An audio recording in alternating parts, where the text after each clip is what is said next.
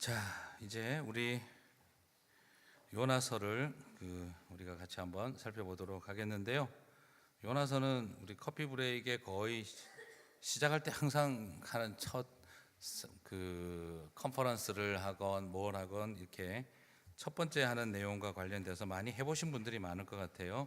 그리고 요나서는 또 많은 것들을 이미 우리가 알고 있는 내용이기도 하고, 그래서 오늘 이제 좀 사실은 또 나도 요나서 잘 안다 하는 이런 생각들이 사실은 많다 보니까 이게 또 특별하게 또 이렇게 좀 덜 매력적이기도 한 것 같기도 하고 그렇습니다. 근데 개인적으로 참 요나서는 저는 여러 생각들을 참 많이 하게 하는 또 신앙의 계기가 된다고 저도 생각을 하는데, 특별히 저한테 이게 재미난 것은 저기 멕시코에 그때 우리 커피 브레이크 컨퍼런스 하러 비아일 모사였나요? 그때 꾸에라바카였나요? 네, 꾸에라바카를 또 비아일 모사든 꾸에라바카든 하여튼 어디를 갔었는데, 그때 갈 때 이제 우리 팀들이 걱정을 했던 게 목사님하고 같이 가면 문제가 많이 생기던데 걱정을 많이 하더라고요. 그래서 한미교회가 신용환 목사님도 늘 걱정했던 게 이상하게 목사님하고 어디 가면 에피소드가 생긴대요. 멀쩡한 차가 고장이 난다든지 바퀴가 펑크가 난다든지 뭐 꼭 그런 일이 있어서 이제 그런 이야기를 해가지고 웃으면서 걱정을 하고 공항에 3시간 전에 갔는데, 감사하게도 LAX에서 하필이면 에어로 멕시코만 시스템이 셧다운이 돼가지고 비행기를 뜨지 못한 채 공항에 3시간을 기다리다가 이제 시스템이 돌아간다 그래가지고 딱 가니까 우리까지 비행기가 뜬 거예요. 그 다음부터는 정상이고, 그래서 비행기 놓치고 이제 멕시코 시티에 내리니까 조금 전에 갈아타야 할 비행기가 떠났다고 이야기를 하더라고요. 그래서 참 신기한 게 요나는 마침 배가 있더란데 저는 마침 배가 떠났더라 쪽으로 계속 이렇게 됐어요. 그래서 거기서 또 한 몇 시간을 또 보내려고 또 서 있는데, 또 하필이면 또 우리 짐이 이제 그러니까 그 비행기를 못 탔으니까 다음 비행기에 다 꺼내가지고 다시 실어야 되잖아요. 그래서 이제 우리가 싣고 있는 동안에 그 직원이 태그를 다 바꿔줘야 되니까 엄청나게 짐이 많으니까 바꿔줄 테니까 조금만 기다리라고 그렇게 해놓고 가서 안 오는 거예요. 1시간을 기다리다가 도저히 안 되겠길래 안 되는 막 스페니시 영어로 그냥 막 해가지고 아까 그 에어로 멕시코 직원 좀 제발 불러달라. 그래서 우리 집사님 한 분을 데리고 나갔더니 그 직원이 1시간 거의 반이 지난 다음에 하는 말이 미안하다 깜빡 잊었다 하고 그제서야 들고 오는 거죠. 예, 지금 선교를 간 건가 아니면 내 인내심의 한계를 테스트하는 시간을 갖는가, 그렇게 갔었고, 더 재미났던 건 이제 돌아올 때 이제는 아무 걱정 없이 비행기 타고 가겠지 하고 공항을 가는데 중간에 연락이 온 거예요. 비행기 표가 시간이 다르게 끊어져 있다는 걸 몰랐다는 거죠. 이제 그때 선교 목사님이 끊으셨는데 당연히 같은 시간으로 끊은 본인도 생각을 안 하고 우리한테 말도 안 해줬고 우리는 그런 줄 알고 받아왔는데, 와서 보니까 이제 우리가 알고 있는 시간은 맨 마지막 팀이 출발하는 시간이고 첫 팀이 가는 비행기 시간을 이미 오버하는 상태로 들어가 있어요. 그 다음부터 또 아무 생각 없이 공항에 내리자마자 뛰어 들어갔더니 그때부터는 하나님 은혜로 너네들 뭉쳐서 가도록 다 묶어줬다고, 걱정하지 말고 가라고 했는데, 이제 그 다음부터 다리가 풀리잖아요. 힘이 막 또 뛰어왔고 이랬으니까 참 저는 요나서만 하면 자꾸 그 생각이 나서 또 요나서 한다 그러길래 또 뭔 일이 있을까 걱정이 이렇게 은근히 됩니다. 자, 사실은 이 요나서는 오늘 1장 1절부터 16절인데요. 전체적으로 보시면 지금 우리 요나서의 이야기는 한 가지 여러분이 더 살펴볼 것은 그냥 개인적으로 어떤 이너 콜링을 받아들이느냐 안 받아들이느냐, 신학교 가라 그랬는데 갔느냐 안 갔느냐, 선교사 가라 그랬는데 갔느냐 안 갔느냐, 또 교회에서 뭐 직분을 줬는데 맞느냐 안 맞느냐, 그래서 중간에 신학교 다니다가 포기하고 떠난 사람들이 요나 같은 사람, 그리고 목사 전도사님으로 있다가 목사 안수 안 받고 중도에 포기한 사람들, 선교사로 갔다가 중간에 사역 포기하고 돌아온 사람들이 요나 같은 사람, 그런 용이 전혀 아닙니다. 이거는 지금 그런 것과 관련된 내용을 말하는 게 아니에요. 그게 바로 뭐냐면 요나는 이미 선지자, 그러니까 여기서 중요한 포인트가 요나가 선지자 직분을 받으려고 하지 않았다가 아닙니다. 이미 요나는 선지자였습니다. 중요한 걸 그걸 정리를 하셔야 됩니다. 요나는 요나서 1장 1절부터 선지자가 되느냐 마느냐를 가지고 고민하고 다시스로 도망간 이야기가 전혀 아니라는 거예요. 그러면 이미 벌써 선지자였는데 요나가 이번에 주신 하나님의 말씀이 내가 못 받아들이는 상황이 됐다는 뜻이에요. 자, 잘 정리를 하시면 좋을 것 같습니다. 요나가 선지자로 부르심을 받아서 못하겠다 하고 다시스로 도망을 간 게 아니고 이미 선지자로 부르심을 받은 사람이었는데 이번에 나에게 시킨 이 명령이 도저히 내가 못 받아들일 일이라서 그냥 거부를 했던 거라는 거죠. 그래서 신학교를 다니다가 목사님이 목사가 안 되고 포기한 이런 그 요나 콤플렉스에 대한 이야기가 아닙니다. 자, 그러면 왜 그렇게 했느냐? 요나는 제가 나중에 한번 또 설교를 할 건데요. 그때 꼭 그냥 그때 했던 말이다 또 자꾸 그렇게 생각하지 마시고, 제가 지금 이번에 창세기 제가 양보했어요. 제가 창세기 시리즈 뒤에 해야 되는데 커피 브레이크 때문에 제가 양보하고 다 했어요. 그러니까 요나도 다음번에 해야 되니까 오늘 잠깐만 말씀드릴게요. 요나가 여기에서 간 이유는 선지자를 못하겠다가 아니라 이미 열왕기하 14장에 보면은 이미 요나는 선지자였어요. 그리고 그때 요나가 활동하던 시대에 요나서가 쓰여진 시대가 왕이 누구일까요? 여로보암 2세입니다. 여로보암 2세. 여로보암 2세라 그러면 북이스라엘에서 심플하게 물을게요. 좋은 왕일까요? 나쁜 왕일까요? 일단 떡 떠오르는 게 나쁜 왕일 것 같죠. 이제 이름부터도 여로보암 별로 이렇게 별로 안 좋아요. 느낌이 그냥. 여로보암 2세는 사실 이스라엘의 왕 중에서 굉장히 악한 시대를 이끌었던 왕이에요. 자, 그리고 근데 여로보암 2세 하면은 또 떠오르는 특징이 하나 있습니다. 그 특징이 뭘까요? 나쁜 왕인데 나쁜 왕이기만 한 것은 또 아니었어요. 여로보암이 가지고 있는 특징은 솔로몬의 영광을 회복한 왕이에요. 쉽게 말하면 북이스라엘의 영토가 솔로몬 때와 같이 극도로 넓어졌던 때예요. 다시 말하면 경제적인 번영과 그리고 정치적인 성공, 그리고 외교적인 압도하는 힘을, 그리고 군사적인 파워가 솔로몬 때만큼 셌던 때가 여로보암 2세가 왕일 때였습니다. 자, 복잡하죠. 나쁜 왕인데 백성들은 어떻게 살았다고요? 잘 먹고 잘 살았다는 거죠. 하나님 보시기에 악한데 국민들 보기에는 배부르게 먹고 살게 하는 왕이었다는 거죠. 이런 왕 좋아하시고 싶습니까? 미워하시고 싶습니까? 자, 우리 한국 사람들도 어려운 이야기 하죠. 아무리 우리 세상과 사회를 봐도 이번에 사람 잘 뽑아야 돼. 하지만 투표하러 찍으러 들어가서는 그래도 우리 아파트값 누가 올려줄까? 거기에 흔들린다고 하잖아요. 이번에 이 사람이 되는 게 한국 사회적으로는 좋은데 이 사람 되면은 집값 떨어지고 땅값 떨어질 것 같은데 할 때 사람들이 흔들린다 그러잖아요. 그래서 밖에서 나와서 하는 말하고 기표소에 들어가서 찍는 거하고 다를 수 있다라고 이야기를 해요. 자, 무엇을 뜻합니까? 우리 한국 같은 경우 그런 경우죠. 장애인들을 돕고 그렇게 해야 된다라고 생각하지만 장애인 시설이 우리 동네에 들어오는 건 절대 안 된다 생각하는 이 이중 구조가 존재하는 거랑 마찬가지예요. 자, 사실 이 여로보암 2세는 여러분이 생각하는 것만큼 쉬운 게 아닙니다. 하나님 보시기에 분명히 악한 왕이라고 성경은 명확하게 표현하고 있어요.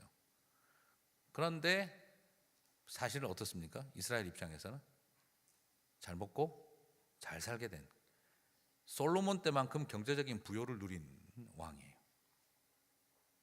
자, 이게 여로보암 2세의 독특성입니다.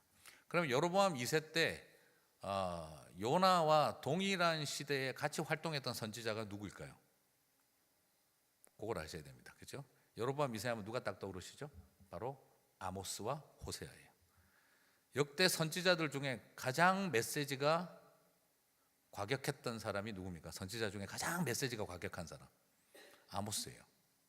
호세아는 사랑의 관점에서 그걸 설명을 했고, 고멜이라고 하는 여성을 통해 패역한 이스라엘의 이야기, 그냥 너 행복하고 잘 먹고 잘 살면 남편을 버리고도 마음껏 돌아다니며 다른 남자의 아이를 낳는 음녀의 이야기를 표현했던 것처럼 이스라엘을 그렇게 묘사했죠. 그리고 아모스는 우리가 잘 아는 정의를 공법을 물같이 정의를 하수와 같이 흘릴지어다. 가장 강력하게 권력과 싸웠던 그 시대의 가장 어떤 의미에서는 뭡니까? 아모스 선지자는 가장 그 시대의 강력한 반체제 인사였던 거죠. 그리고 반 여로보암의 힘을 했던 일종의 그 저항 세력이었죠. 요나는 어느 쪽이었을까요? 네, 그게 오늘 중요한 포인트입니다. 요나는 누구 쪽에 더 가까웠을까요? 아모스 쪽이었을까요? 뭐 여로보암 쪽에 더 가까웠을까요? 아모스 쪽이었으면 참 좋을 텐데 아모스 쪽은 아니었어요. 조금 더 어느 쪽에 더 가까웠던 거죠? 여로보암 쪽에 더 가까운 선지자였어요. 시작은 이스라엘의 번영과 이스라엘의 축복을 노래했던 선지자예요. 예. 근데 요나의 첫 번째 메시지는 성경에 있습니까? 없습니까? 없습니다. 예. 그래서 오늘 요나서는 요나가 처음 부르심 받았을 때 쓰여진 책이 아니고 성경이 아니고 언제라는 거죠? 첫 부르심의 내용은 쓰여져 있지 않아요. 열왕기하 14장 23절에 보면은 요나가 부자 될 것을 여로보암 시대 때 예언했다는 말만 딱 나와 있지 내용이 뭔지는 전혀 없어요. 그러면 요나서의 이 두 번째 이 요나서의 내용은 이 두 번째는 이 요나서가 두 번째 쓰여진 거라는 거죠. 첫 번째 것은 글로 남아 있지가 않아요. 그냥 요나가 예언 활동을 했다는 그 사실만 적어 있지 내용은 없어요. 그런데 이제 두 번째 예언 활동인 요나서는 두 번째 예언 활동인데 이 요나서는 기록으로 남아 있죠. 그래서 성경은 독특하게도 요나가 부패한 예루살렘 북이스라엘 사마리아에서 여로보암 2세와의 그 시대의 그 헤게모니, 그죠? 어떤 경제적 번영과 정치적 번영이라고 하는 그 헤게모니를 설명하는 일에 도움이 됐던 메시지는 성경이 남기고 있지 않습니다. 오히려 요나서는 내용이 결국에는 뭐로 이어지죠? 요나서의 내용은 결국에는 나중에 이스라엘이 망할 걸 바라보고 주어지는 예언이에요. 왜 그러냐? 아수르의 니누웨가 회복되어지면 어떻게 될까요? 이스라엘이 망해요. 네. 지금 그 정치적인 공학이 있는 거예요. 상관관계가 있는 상황에서 쓰여진 겁니다.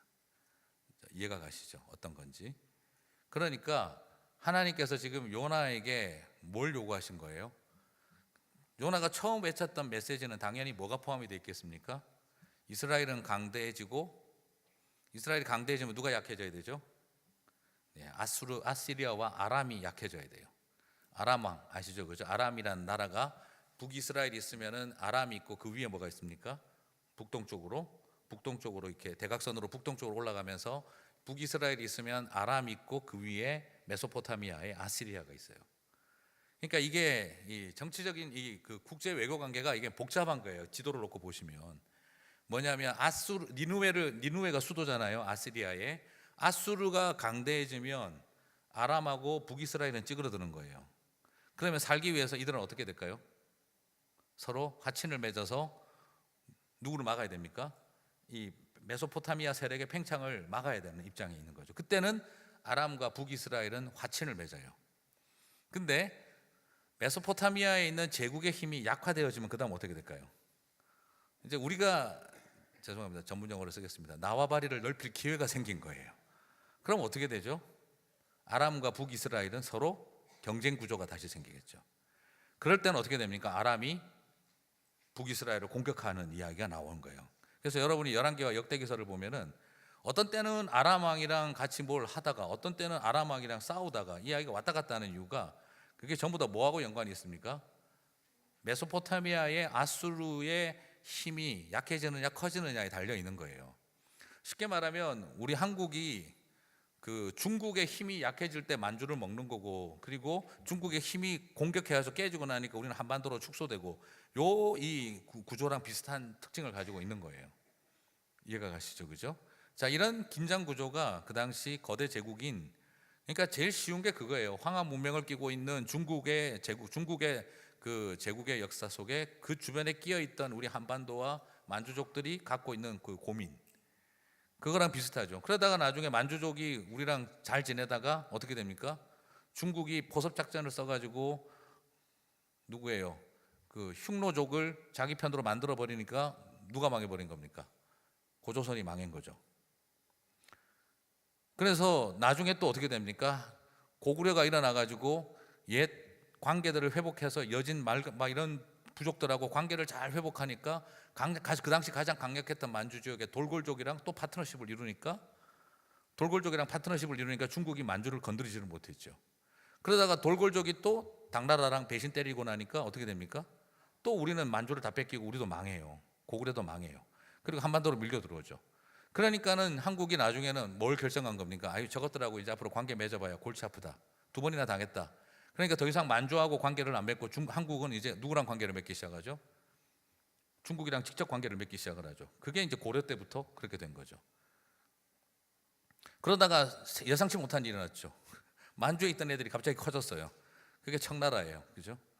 청나라가 갑자기 커져가지고 치고 들어오니까 중국을 먹어버리니까 우리가 나중에 다시 한번 그래가지고 당연히 병자호란을 당하죠. 네, 죄송합니다. 역사 이야기를 또 이렇게 해서.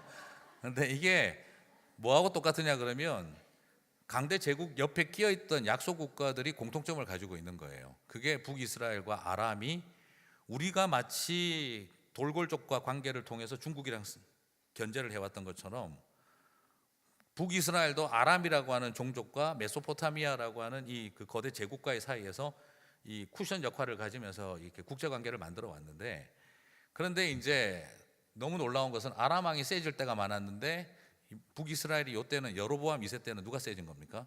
북이스라엘이 강대해져 가지고 아람을 거의 복속시켜 버리고 그 영토를 어디까지 넓힌 겁니까?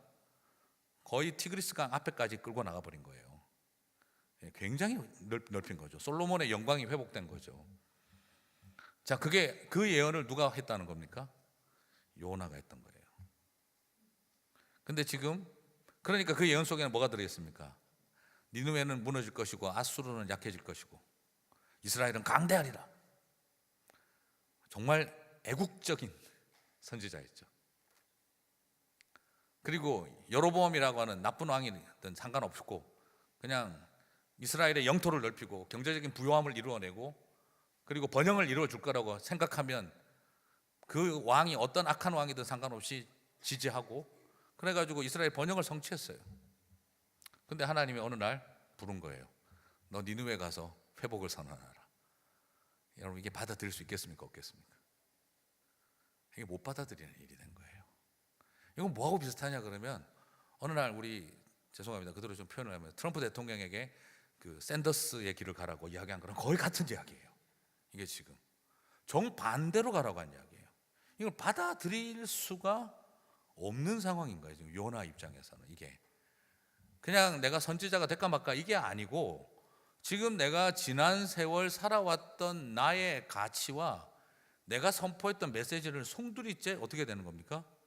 뒤집어 엎어야 되는 거예요. 지금 당연히 요나 입장에서는 누가 불편했겠습니까? 선지자들. 아모스가 무척 불편했겠죠. 근데 지금 사실은 누구의 길을 걸어가고 있는 거예요? 이스라엘이 망할 길을 가고 있는 거예요.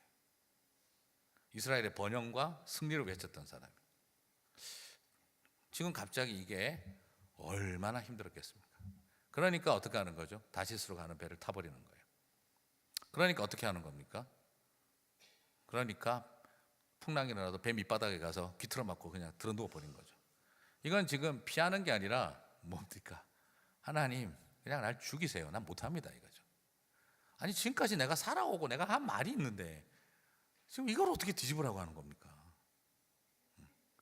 내가 지금까지 이것 때문에 보낸 카톡이 몇 개인데 이걸 지금 다 부정하라는 겁니까? 내가 지금까지 이것 때문에 쓴 글이 몇 개인데 그걸 다 뒤집으라는 말입니까? 이거 지금 요나 입장에서는 하나님 너무하십니다. 그냥 아모스 데리고 쓰세요. 그냥 이거예요. 이해가 가시죠? 자, 이런 느낌이라고 보시면 이제 요나가 왜 이렇게 그냥 단순하게 요나를 이런 헌신하지 않는 선지자, 하나님의 부르심을 부정하는 부족한 선지자 이런 개념이 아니에요. 자의식과 자기 생각과 내 주장으로 똘똘 뭉쳐있는 이 사람이기 때문에 하나님이 뭔 소리를 해도 못 듣는 거예요. 죽어도. 이게 그런 상태입니다. 자, 그러므로 오늘 이 오늘 여기까지 제가 말씀드리고 싶은데요. 뭐 자세한 내용들은 다 아마 준비해 오셨고 요나서를 너무 잘 아시니까 이 중요한 큰 컨셉만 앞에 시작해서 잡아놓고 보시면 오늘 여러분이 단순하게 요나처럼 헌신이 덜 떨어진 선지자가 아니라, 이건 덜 떨어진 선지자가 아니라 뭐겠습니까? 그냥 자기 생각에 완전히 사로잡혀 있는 선지자라는 거예요. 너무 자기 생각이 꽉 잡힌 사람이라는 거예요. 그것 때문에 하나님의 메시지를 지금 받아들일 수 없는 입장이라는 거죠. 그래서 오늘 내 안에 요나가 있다라는 말은 무섭고 두려워서 하나님의 부르심에 순종하지 못하는 연약함을 보는 게 아니라 뭐겠습니까? 내 생각과 내 경험에 갇혀서 하나님의 음성을 듣지 않으려고 하는 완고함을 보는 거예요. 그래서 요나서는 연약한 부름받은 자의 헌신하지 않는 모습을 보여주고 있는 게 아니라 완악하고 완고한, 바로 이미 자기의 길을 가고 있는 선지자의 돌이킴을 못하고 있는 모습을 본다는 거죠. 자, 그래서 오늘 저는 여러분에게 이 요나서의 이야기가 그래서 중요합니다. 태풍이 몰아쳐도 온 하늘과 바다가 뒤집어져도 못 받아들이는 바로 요나의 그 완악한 마음입니다. 완고한 마음. 그러니까 여러분 어떤 생각이 드세요? 연약하면은요, 번개만 쳐도 주님 돌아가겠습니다 했을 거예요. 이게 연약한 사람이 아니에요. 이게 옆에 있는 사람들이 전부 다 모여가지고 자기들의 신에게 기도하고 있는데 들어누워서 잠자는 게 연약해서입니까? 잠이 많아서요? 네, 절대 그렇지 않습니다. 완악함 때문입니다. 완고함 때문입니다. 세상 뭐 번개가 치고 하늘과 땅이 뒤집어져 봐라, 내가 내 생각을 고치는가? 네, 그 마음이 지금 요나의 상태죠. 그래서 요나서를 바라보는 여러분의 관점이 연약함으로 보지 마시고 완고함으로 보시면, 그 완고함 속에서 요나를 보시면 그 다음부터 나오는 말과 행동들이 이해가 갑니다. 자, 그걸 이렇게 한번 보시면서 또 여러분들이 오늘 내용들을 한번 이렇게 살펴보시면 좋을 것 같다 싶습니다. 자, 약간 좀 내가 생각했던 거랑 다르다 하실 수도 있는데 그래야 또 목사가 하는 게 좀 그래도 이렇게 베니핏이 있는 거 아니겠어요, 그죠? 그래도 제가 히스토리컬 이 백그라운드를 저는 되게 중요하게 여기기 때문에 요나서나 이런 걸 볼 때 이제 제가 중요하게 생각했던 거는 이 사람이 어떤 배경 속에서 이런 싸움을 했을까를 살펴보게 되면 그 뒤에 연약함으로 보면 이해가 잘 안 가요. 태도가 너무 강해요. 요나는 연약한 자의 모습이 아니에요. 두려워서 또 내지는 부르심이 힘들어서 헌신을 피하고자 하는 사람의 모습이 아니에요. 오늘 우리 시대를 살아가는 우리들의 이야기가 될 수밖에 없는 게, 우리는 사실 연약하기보다는 내 나름대로의 그 완고함이 있어요.